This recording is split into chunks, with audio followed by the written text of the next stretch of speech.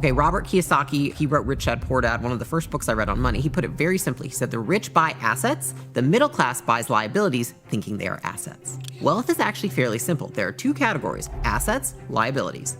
An asset puts money in your pocket. A liability takes money out of your pocket. And a lot of people spend their entire lives buying liabilities and wondering why they can't get ahead. They ask, can I afford this? Instead of, will this pay me back? What's my return on this?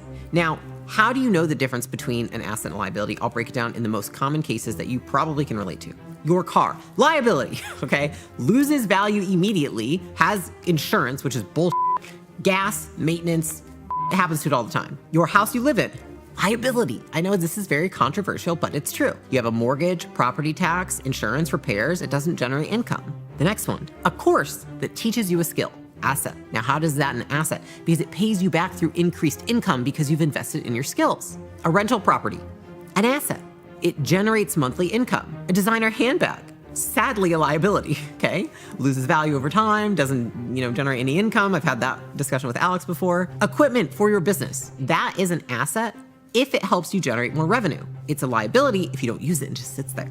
So when I started filtering all my purchases through that, is this an asset or a liability? My wealth compounded because I realized, I was like, my money, if I don't put into either of these things, actually is just a liability. Money sitting in the bank, it's just deteriorating over time. So my money actually can become a liability if I don't do something with it. And that's when I really started learning how to invest in things that create money, in skills that create money, in learning that creates money, and in assets for my business that create money. Here's how you can start spending on what matters, okay? I want you to look at the last 10 purchases that you made. And then next to each one, simply write asset or liability and be honest with yourself.